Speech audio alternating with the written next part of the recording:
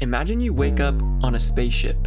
A strange lady asks you a few questions that make no sense as you realize your memory has been wiped. She talks to you about a dangerous extraterrestrial life form that has entered the ship, yet is able to disguise itself as a human. You then must figure out which of the other 5 stowaways are the infected party and send them into a cold sleep while also trying to prove your innocence. And you must do all this before the imposter is able to wipe every human out.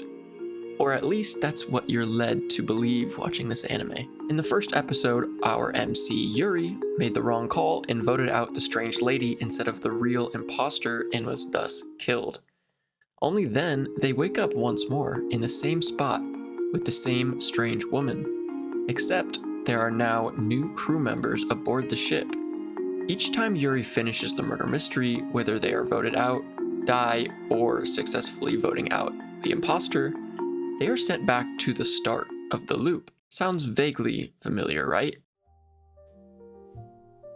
The whodunit murder mystery / mafia tabletop game trope has always been extremely fascinating to me. I can't help but get engrossed in each mystery and the intricacy with each reveal.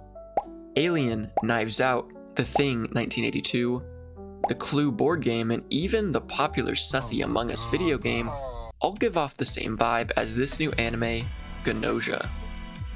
While GNOSIA does have a crazy amount in common with these popular versions of the murder mystery imposter story, there is one big change that makes it special to me: the time loop trope. Combining tropes into an anime, wow, I've never seen that before. But no, it's the way that GNOSIA uses these two overused genres that really make it special. The murder mystery aspect and the time loop are the very center of the story, but our MC, Yuri's, main goal isn't to figure out who the GNOSIA is, it's to satisfy the strange entity who creates the time loop's desire for knowledge. Ultimately, later in the story, the murder mystery as a central plot point is pushed to the side a little bit. As long as Yuri gains more knowledge for their silver key time loop alien thing, they've made progress in that run, so to speak. And it's that blend of mystery, character-driven loops, and interpersonal tension that eventually pushed GNOSIA from an indie game passion project into a full-fledged anime adaptation. The original GNOSIA game began life in 2015 with a tiny 4-person indie team called Petit Depato, led by a game designer known as Toru Kawakatsu, who often goes by the pseudonym Mezukare. They weren't a big studio, their first project being Unholy Heights, but they were passionate about hybridizing genres in unique ways. Development kicked off as sort of an experiment. Inspired by werewolf-style social deduction games, the team felt like something was missing in existing implementations, especially in how solo players could experience that tension and uncertainty. This led them to craft GNOSIA as a single-player, narrative-driven take on the concept. The project wasn't actually initially intended for a release. It began on PlayStation Mobile before eventually being announced for the PS Vita, coincidentally right before the platform was winding down, and released on June 20th, 2019 after the system's discontinuation. Rather than the usual multiplayer werewolf setup, the team designed GNOSIA around one player interacting with NPCs governed by AI, creating loops and dialogue choices that gradually revealed individual personalities, secrets, and backstories. This structural creativity became a core part of its charm. Thanks to its originality, GNOSIA didn't stay underground for long. It eventually was ported to Nintendo Switch, Windows, PlayStation 4 and 5, Xbox One, and Xbox Series X and S. And beyond ports, its reputation grew thanks to strong critical reception and a pretty big dedicated fan base. The creative energy behind the game didn't end there, though. On December 1st, 2024, an anime adaptation was finally announced, spearheaded by Japanese animation studio Domerica. While the anime takes cues from the source material, the project isn't just a straight translation of every single game loop. The producers, including Toru Kawakatsu himself, treated the adaptation as a kind of alternate universe version of the story. optimized for linear narrative and dramatic pacing rather than the random player-driven loops of the game. One big shift from game to show was the decision to give the story a named protagonist, Yuri, rather than the faceless avatar you play as in the game.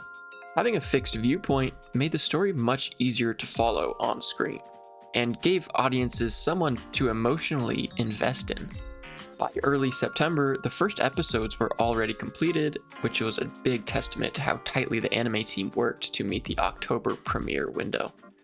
And finally, the anime premiered on October 12th, 2025, bringing GNOSIA's tense looping sci-fi mystery to screens in Japan and beyond, with Amniplex of America securing international streaming rights via Crunchyroll for viewers around the world.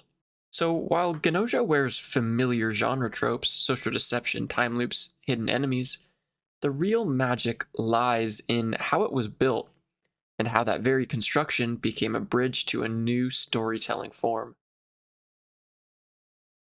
Now, I've harped on for about 5 or 6 minutes now about how good this anime is, but let me show you guys just a little bit of evidence. This is the series graph that you can find online for the IMDb average rating of every single episode. You can actually find this for every single season of every single show that's ever been made.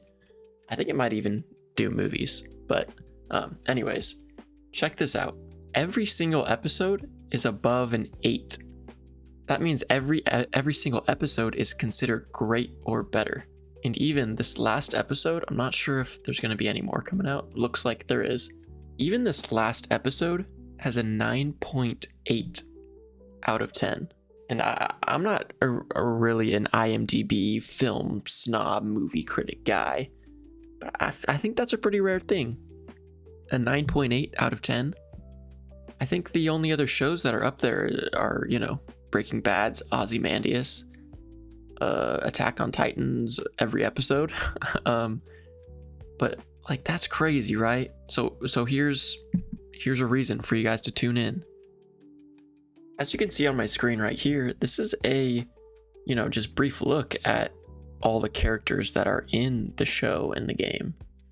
Obviously, Yuri isn't in the game, but you can see that every single character looks unique. From Rakio's insane hairstyle and headgear to Yuri's cool jacket and Stella's cool hair and the cowboy dude's cowboyness, and there's a straight up beluga whale riding along in a little tiny spaceship thing. Every single character in this anime is just so unique. Also, forgot to mention, there's straight up a dude with a cat in his neck. Like, there's just a cat in his neck. Like, what? Alrighty, well, I just wanted to say thank you guys for watching. I chose not to include any spoilers in this video because I feel like this anime is really special and something that you need to experience yourself for the first time and not have some random guy tell you exactly what happens. But if you guys are interested, I have another YouTube channel that I play video games on.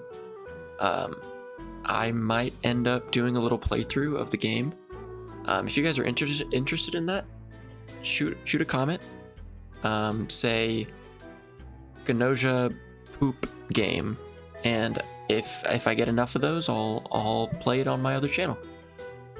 Anyways, thank you guys for watching. I appreciate all the support, and bye.